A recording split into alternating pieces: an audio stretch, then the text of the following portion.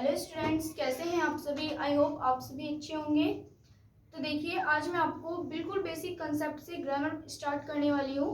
तो basic concept 10th और 12th का सेम है, इसलिए हम दोनों क्लासेस को एक ही क्लास में कवर अप कर रहे हैं। तो देखिए, मैं आपको स्टार्टिंग 10th से करने वाली हूँ। 10th और 12th के लिए सबसे बेसिक कंसेप्ट है टेंस। देखिए, टेंस क्या होते हैं। टेंस दो कंडीशंस पे डिपेंड करते हैं, टाइम और एक्शन। देखिए, टाइम और एक्शन, इन दो कंडीशंस पे टेंस डिपेंड करते हैं। सबसे पहले हम बात करते हैं टाइम की। टाइम क्या होता है, सभी बच्चे जल्दी से लाइव आ जाइए। टाइम क्या होता है, टाइम को क्या हम कभी डिवाइड कर सकते हैं? टाइम को हम डिवाइड नहीं कर सकते, लेकिन बेसिकली हम टाइम को 3 पार्ट्स में डिवाइड करने की कोशिश करते हैं ग्रामर बेस से। देखिए कैसे। प्रेजेंट टाइम, पास्ट टाइम और फ्यूचर टाइम।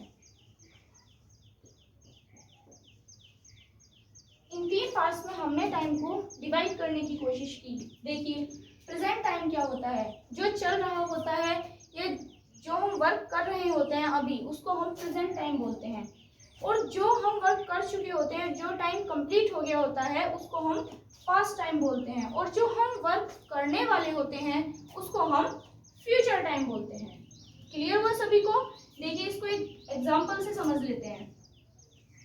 ये मैंने एक लाइन ली है, सपोज दैट ये टाइमिंग लाइन है।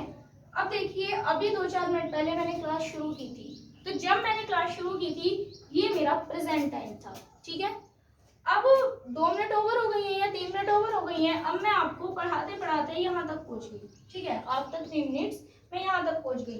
तो अब मैं आपको पढ़ा रही हूँ, तो जो मैं कंटिन्यूसली आपको पढ़ा रही हूँ, दिख रहा है आपको, ये है हमारा प्रेजेंट टाइम, या फिर इसे प्रेजेंट मोमेंट भी बोल सकते हैं। और जो जब मैंने क्लास स्टार्ट की थी, तब मैं आपको पढ़ा रही थी, वो हो गया अपने आप में पास्ट। ठीक है, तो बेसिकली हम बोल सकते हैं कि बीते हुए प्रेजेंट को हम पास्ट कहते हैं। ठीक है, बीते हुए प्रेजेंट को हम पास्ट कहते हैं। अब आगे की बात करें, ये वाला पार्ट हमने दिया फ्यूचर को।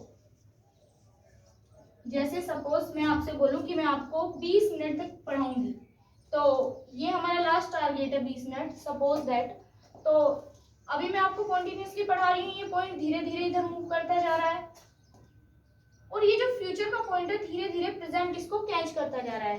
तो बेसिकली हम बोल सकते हैं कि प्रेजेंट, बीते हुए फ्यूचर को हम प्रेजेंट बोल रहे हैं, और बीते हुए प्रेजेंट को हम पास्ट बोल रहे हैं। ये प्रेजेंट वाला जो पॉइंट है, धीरे धीरे फ्यूचर की तरफ मूव ऑन करता जा रहा है। तो आई होप टाइम सभी को क्लियर हुआ कि हमने किस तरह से 3 पार्ट्स में टाइम को डिवाइड करा। अब देखिए, बात करेंगे हम एक्शन की। एक्शन क्या है, एक्शन की बात हम करेंगे आपसे। सभी बच्चे चाहे तो इसे नोट भी कर सकते थे, वैसे मैंने रफली आपको समझाया है।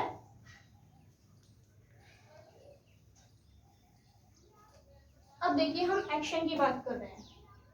एक्शन क्या है, एक्शन के 4 प्रोसेस होते हैं। सबसे फर्स्ट प्रोसेस अगर मैं एक्शन की बात करूं, तो कॉन्टिन्यूअस प्रोसेस होता है। फर्स्ट प्रोसेस एक्शन का कॉन्टिन्यूअस प्रोसेस होता है।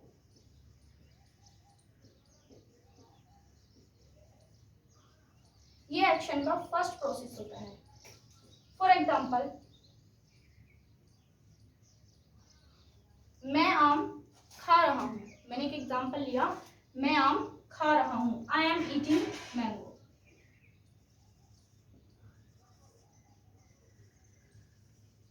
ठीक है, मैं आम खा रहा हूं।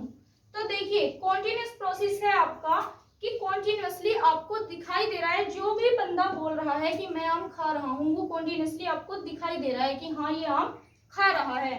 तो ये है एक्शन की फर्स्ट स्टेज। अब अगर मैं सेकंड स्टेज की बात करूं, तो सेकंड स्टेज है परफेक्ट स्टेज।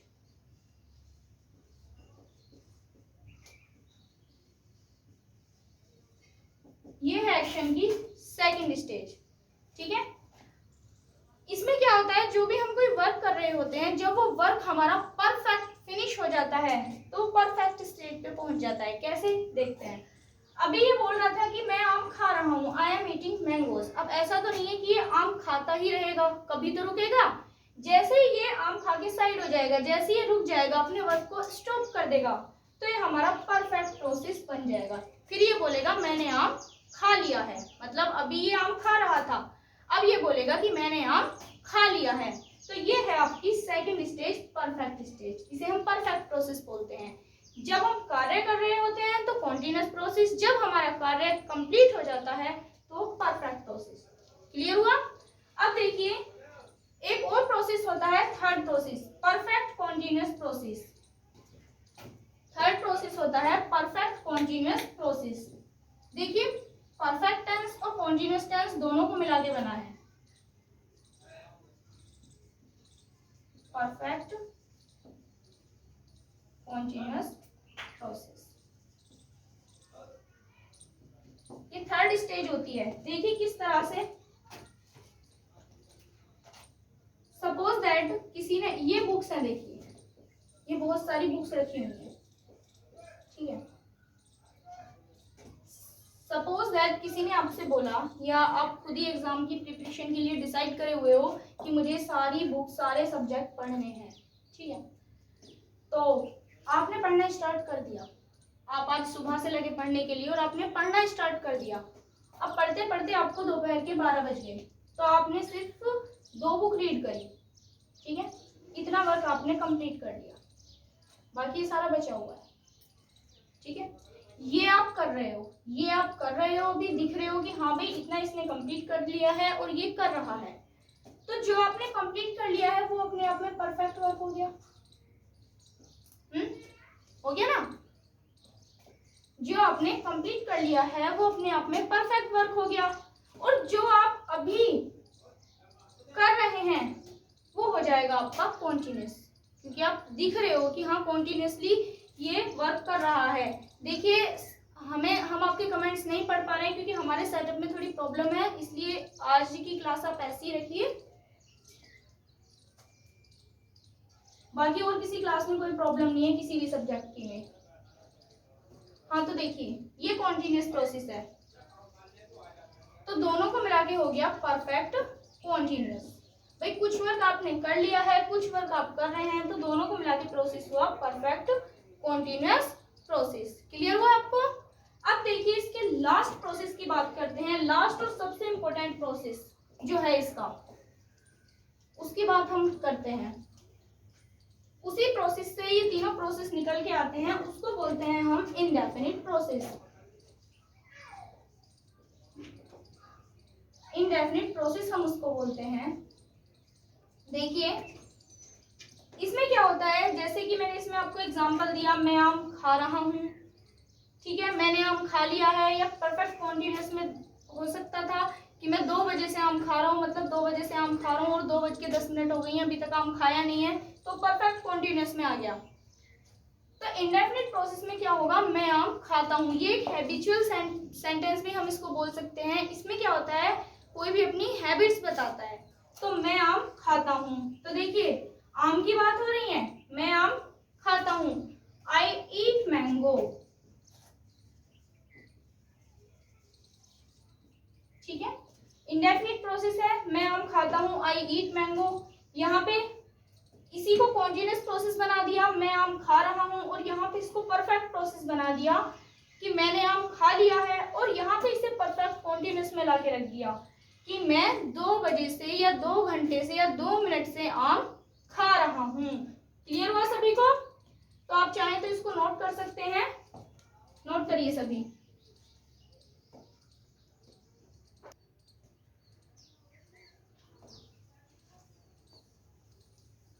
तो देखिए अब इन्हें थोड़ा सीक्वेंस से हम लिख लेते हैं।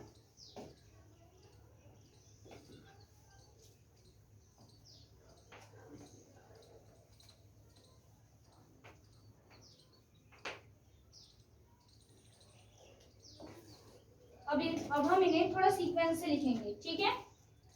तो लिखिए चलिए, there are 3 type of tenses.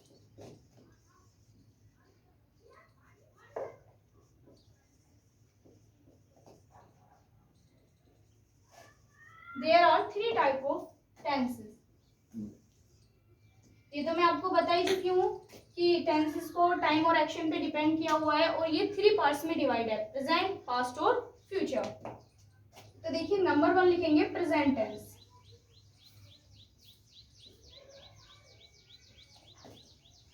ठीक है। नंबर 2 है पास्ट टेंस, नंबर 3 है फ्यूचर टेंस। देखिए हमने किस तरह सीक्वेंस से लिखे हैं। There are 3 type of tense, tense के 3 टाइप्स होते हैं, number 1 present tense, number 2 past tense और नंबर 3 फ्यूचर टेंस। 3 पार्ट्स में टेंस को डिवाइड किया हुआ है।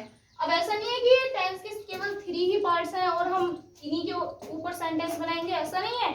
इनको भी अलग अलग 4 पार्ट्स में डिवाइड किया हुआ है। जैसे कि प्रेजेंट टेंस है तो प्रेजेंट टेंस को 4 पार्ट्स में डिवाइड किया हुआ है इनके एक्शन के ऊपर, जो मैं एक्शन में आपको ऑलरेडी समझा चुकी हूँ। देखिए इंडेफिनिट, इंडेफिनिट, कॉन्टिन्यूअस, परफेक्ट और परफेक्ट कॉन्टिन्यूअस,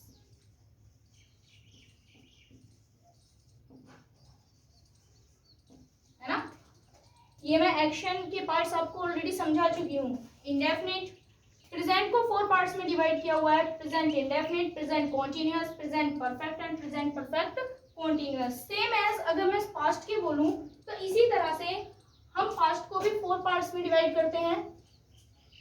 देखिए past indefinite, past continuous, past perfect और पास्ट परफेक्ट कॉन्टिन्यूअस। कितने हुए ये? 4 प्रेजेंट टेंस के पार्ट्स, 4 पास्ट टेंस के पार्ट्स, 8 हो गए। अब देखिए सेम इसी तरह इनको हम फ्यूचर में भी डिवाइड करेंगे, future indefinite, future continuous, future perfect और फ्यूचर परफेक्ट कॉन्टिन्यूअस। क्लियर हुआ सभी को? तो ये सब समझाने के लिए था सीक्वेंस से। अब हम इसको लिखेंगे। यहां तक सभी बच्चे पहले नोट करें। देखो मैं थोड़ा साइड हो जाती हूँ, यहां तक का आप नोट करिए, ठीक है। लिखेंगे आगे, each separate tense is divided into 4 parts. Each separate tense is divided into 4 parts. हर एक अलग अलग टेंस को 4 पार्ट्स में डिवाइड किया गया है। तो यहां तक आप सभी नोट करें, जल्दी से नोट करिए।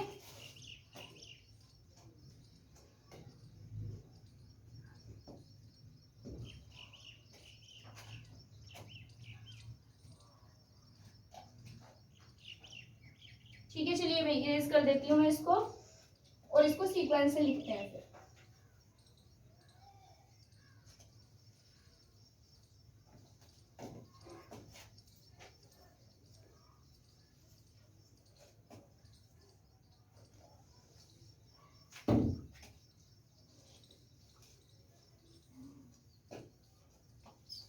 क्लास की टाइमिंग हमारी यही है 8 से 9, कोई भी क्लास मिस ना करें। देखिए फर्स्ट में लिखेंगे present indefinite tense, present indefinite tense. Second में प्रेजेंट कॉन्टिन्यूअस टेंस,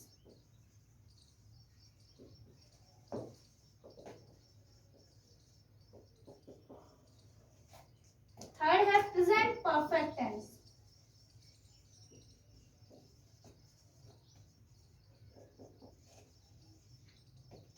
फोर्थ है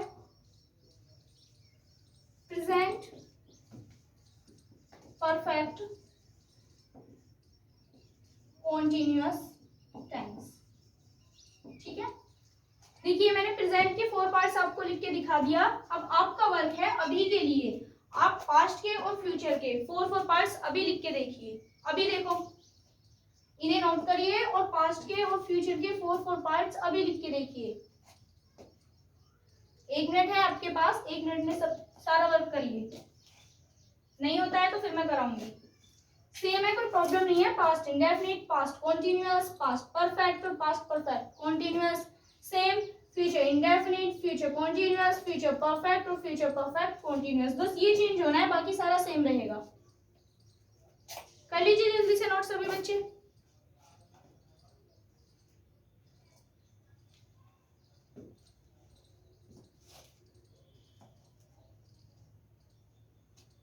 सभी बच्चों की प्रॉब्लम्स तो क्लियर हो रही है ना?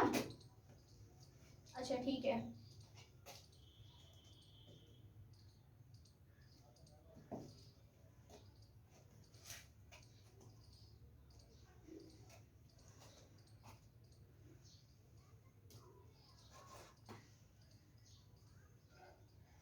चलिए मैं इसको इरेज कर देती हूँ।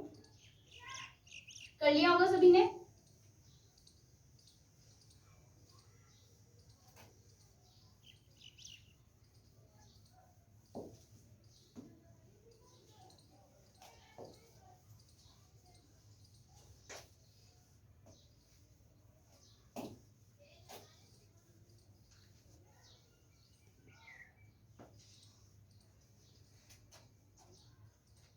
अब देखिए ये जो 12 टेंसेस हैं, इनमें से हम एक एक टेंस का पार्ट उठाएंगे और एक एक टेंस को पढ़ते चलेंगे। तो आज से हम स्टार्टिंग करते हैं हम प्रेजेंट इंडेफिनिट की।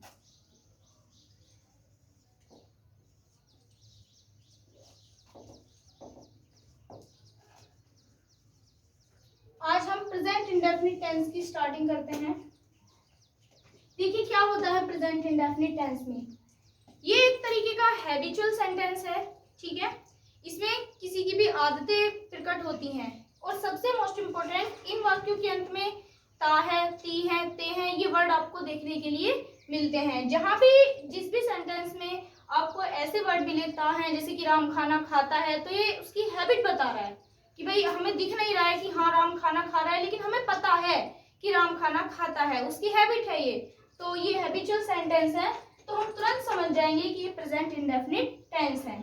तो सबसे पहले इसका हिंट लिखेंगे। हिंट है इन वाक्यों के अंत में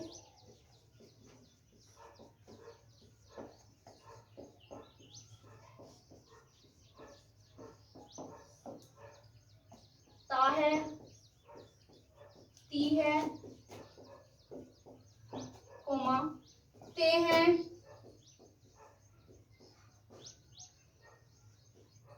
आदि शब्द आते हैं।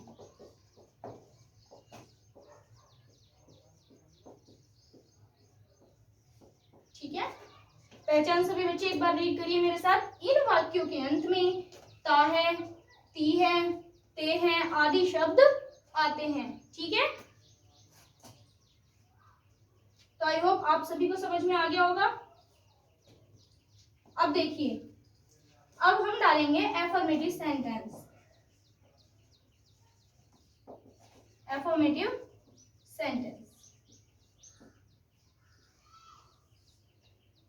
यहां तक का सभी बच्चे नोट करो। नोट करिए सभी बच्चे। उसके बाद आपको एफर्मेटिव सेंटेंस समझाऊंगी।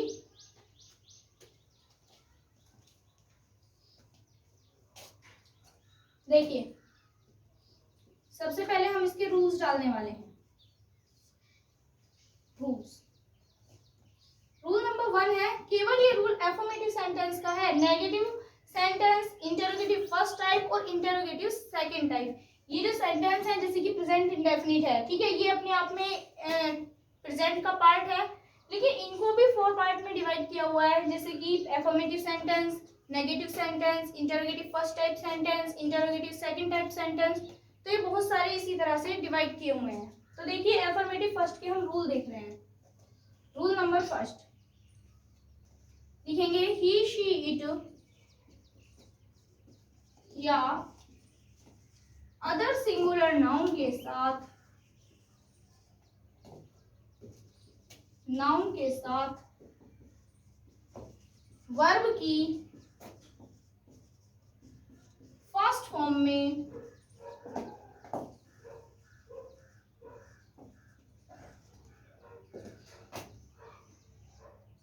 एस या ईएस का यूज होता है। क्लियर है सभी को? इसके अफर्मेटिव सेंटेंस में क्या होता है? रूल नंबर 1 है ही शी इट या अदर सिंगुलर नाउन के साथ वर्ब की फर्स्ट फॉर्म में एस या एस का यूज होता है। तो यहाँ तक आप सभी नोट करिए, उसके बाद इसका हम फॉर्मूला लिखेंगे। फॉर्मूले के बेस पे आपको एग्जांपल देकर मैं समझाऊंगी कि किस तरह से आपको सेंटेंस बनाने हैं। नोट करें सभी बच्चे, टाइमिंग है आपके पास।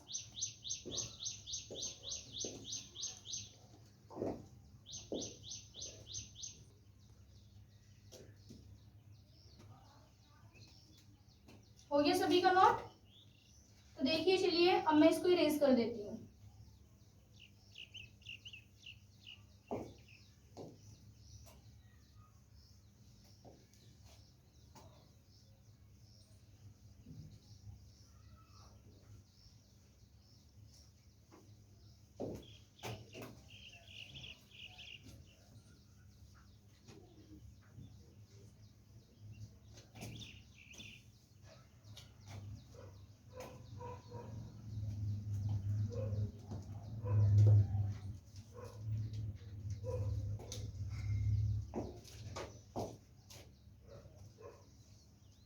अब देखिए, हम इसका फॉर्मूला लिखने वाले हैं। एफर्मेटिव सेंटेंस का जो मैंने रूल लिखवाया था आपको कि ही शी इट या अदर सिंगुलर नाउन के साथ वर्ब की फर्स्ट फॉर्म में एस या एस का यूज होता है, तो उसी का हम फॉर्मूला लिखने वाले हैं। देखिए, सबसे पहले सब्जेक्ट, ठीक है। अब इतने छोटे बच्चे तो आप है नहीं कि आपको पता ही नहीं है सब्जेक्ट क्या होता है, इतने तो हैं आप 10th और 12th के। सब्जेक्ट, उसके बाद वर्ब की फर्स्ट फॉर्म, आपको वर्ब फॉर्म याद करनी है। वर्ब फर्स्ट प्लस एस या एस हम इसमें पुटअप कर रहे हैं प्लस ऑब्जेक्ट, ठीक है। ये है इसका फॉर्मूला। एक बार फॉर्मूला रीड करिए, subject plus verb first S या एस प्लस ऑब्जेक्ट, ठीक है। अब देखिए, इसका एग्जांपल लेते हैं हम। एग्जांपल है राम क्रिकेट खेलता है, ठीक है।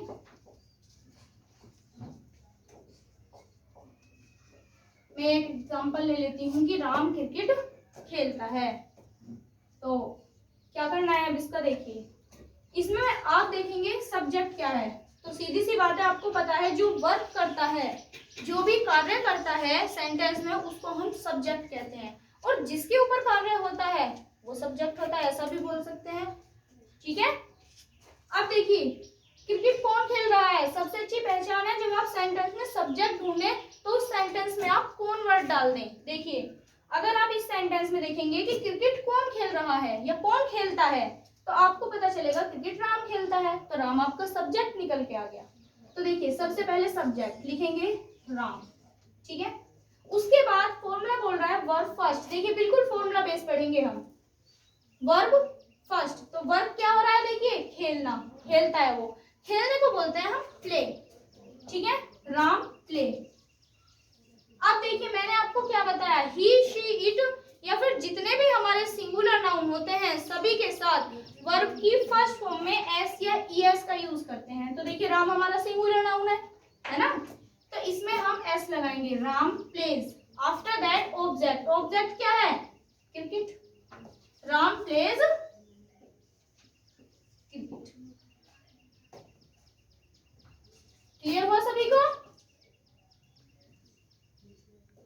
नोट करिए। अब देखिए, हम एग्जांपल नंबर 2 देखेंगे। एग्जांपल नंबर 2 है वह घर जाता है, वह घर जाता है। तो देखिए, इसमें भी आप सब्जेक्ट ढूंढने के लिए कौन वर्ड डाल दो। कौन घर जाता है, तो सब्जेक्ट आपका निकल के बाहर आ गया वह, ठीक है। वह को हम बोलते हैं ही।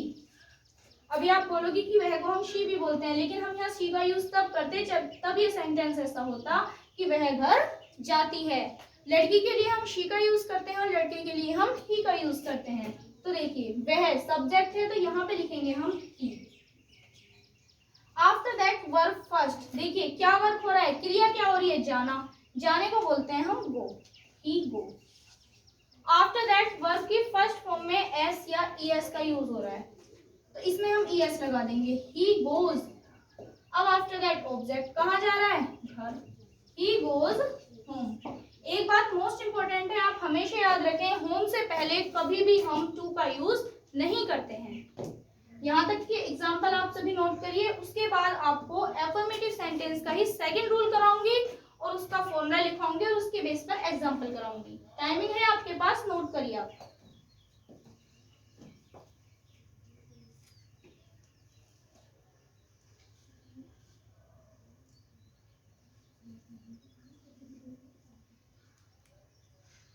हो गया सभी का नोट? तो चलिए इसको इरेज कर देते हैं।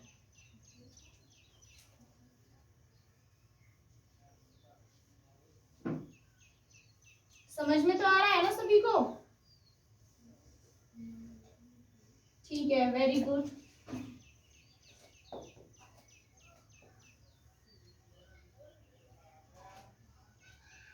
आप ग्रामर पढ़ते रहिए, आपके सारे कॉन्सेप्ट क्लियर हो जाएंगे। देखिए अब रूल नंबर 2 है, रूल नंबर 2, यू वी दे या अदर प्लूरल नाउन के साथ, अब की बात देखो प्लूरल नाउन की बात हो रही है, यू वी दे या अदर प्लूरल नाउन के साथ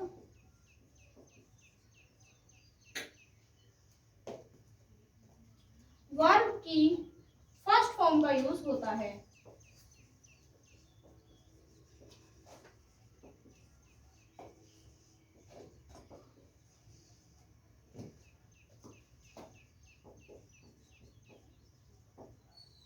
देखिए कितना डिफरेंट है, सिंगुलर नाउन था तो वर्ब की फर्स्ट फॉर्म में एस का यूज हो रहा था, लेकिन अब प्लूरल नाउन है तो ओनली ऑन वर्ब की फर्स्ट फॉर्म का यूज हो रहा है।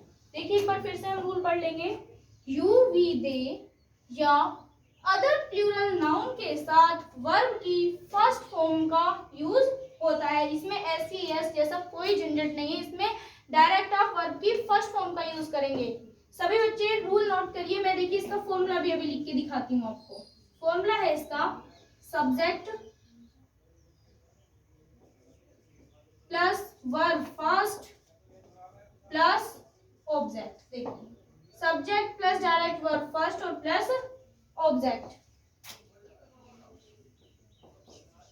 इसका हम एग्जांपल देखने वाले हैं। एक बार आप फॉर्मूला रीड कर लीजिए अच्छे से, क्योंकि मैं आपको बिल्कुल फॉर्मूला बेस पढ़ा रही हूँ। रूल तो आपको बस समझाने के लिए थोड़ा लिखवा दिया, नहीं तो आप फॉर्मूला बेस ही समझेंगे। एक बार और फॉर्मूला रीड करिए, फिर एग्जांपल कराती हूँ।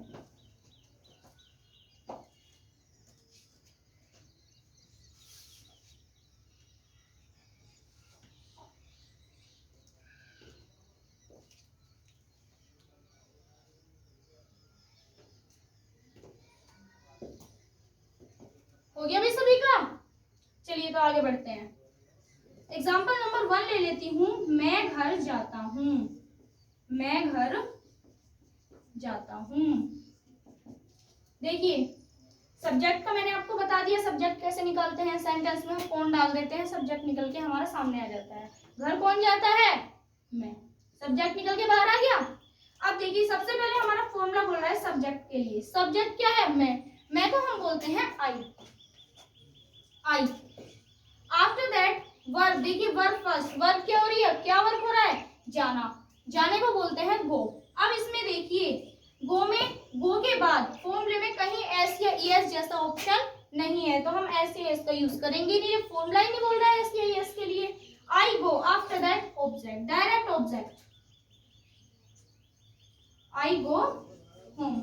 मैं आपको ऑलरेडी बता चुकी हूँ कि होम से पहले कभी भी हम टू का यूज नहीं करते हैं। तो सेंटेंस आपका क्लियर हुआ, मैं घर जाता हूँ, आई गो होम। ये एग्जांपल जल्दी से नोट करिए, क्योंकि एक एग्जांपल और कराने वाली हूँ मैं। नोट करें आप ये एग्जांपल।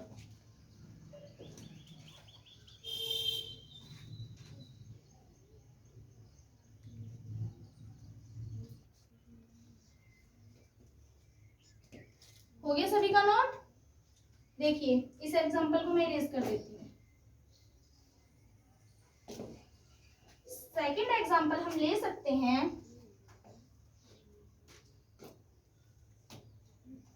ये एग्जांपल सभी ने नोट कर लिया होगा। हम देखिए सेकंड एग्जांपल लेंगे। सेकंड एग्जांपल है हम आम खाते हैं, ठीक है। फिर से सब्जेक्ट ढूंढने के लिए सेंटेंस में कौन डाल दो, कौन खाता है आम, हम। सब्जेक्ट है हम को बोलेंगे हम we. After that work first, क्या वर्क हो रहा है, खाना, खाने को बोलते हैं हम eat, we eat. Object mangoes, S जैसा कोई ऑप्शन है ही नहीं क्योंकि प्लूरल नाउन है। We eat mangoes. क्लियर हुआ सभी का? यहां तक सभी बच्चे नोट करिए।